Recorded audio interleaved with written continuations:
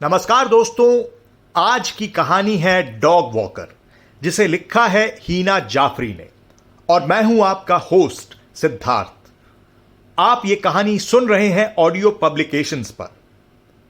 तो शुरू करते हैं डॉग वॉकर की एक खौफनाक दास्तान।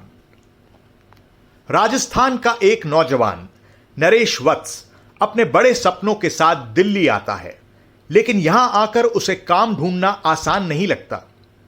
एक दिन मोतीबाग की सड़कों पर भटकते हुए उसे कुत्ते घुमाने की नौकरी के बारे में पता चलता है। नरेश तुरंत ही इस नौकरी को स्वीकार कर लेता है, लेकिन किसी को नहीं पता कि उसके मन में कुछ और ही चल रहा है। असल में नरेश दुनिया का सबसे बड़ा शैतान बनना चाहता है, और इसके लिए उसे 5 परिवारों की बलि देनी है।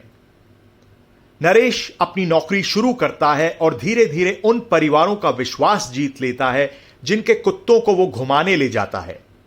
एक परिवार जिससे वो खास तौर पर जुड़ता है वो है एक कर्नल का परिवार, जो कि मोतीबाग के एक बड़े औपनिवेशिक घर में रहता है। नरेश उनके कुत्ते ब्रूनो को सुबह शाम घुमाने ले जाता है, और इसी बहाने वो परिवार के रहन सहन और दिनचर्या के बारे में जान जाता है। नरेश अपनी काली योजना को अंजाम देने की सोचने लगता है, और उसे पता है कि ब्रूनो के माध्यम से वो कर्नल के घर में घुस सकता है।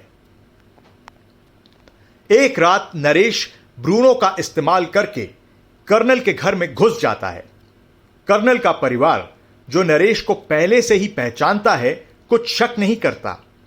घर के अंदर नरेश एक काला अनुष्ठान करता है, जिससे एक दानवीय शक्ति जागृत होती है और परिवार के सदस्यों को अपनी जान लेने के लिए मजबूर कर देती है। सुबह होते ही मोतीबाग में खबर फैल जाती है कि कर्नल के पूरे परिवार ने फांसी लगाकर खुदकुशी कर ली है।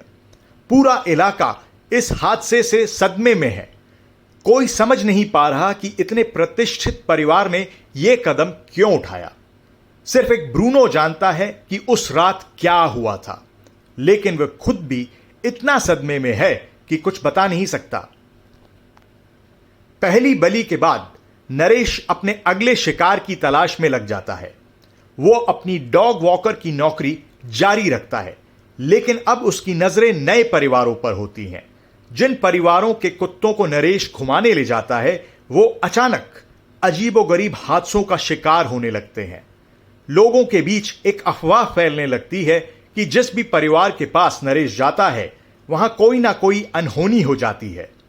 पुलिस भी इन घटनाओं की जांच में जुट जाती है।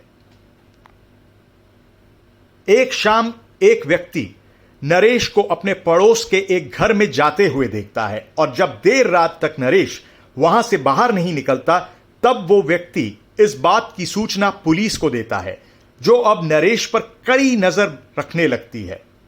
इस बीच कर्नल के घर के कुत्ते ब्रूनो को पुलिस अपने साथ ले जाती है।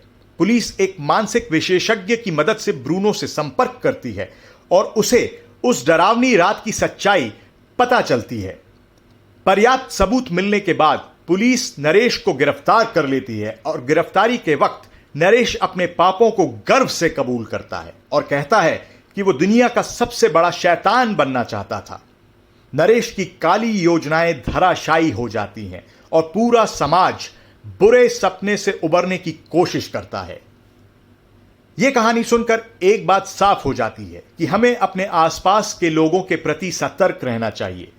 अपने घर के नौकर चाकरों को सही तरीके से जांच पड़ताल करना बेहद जरूरी है।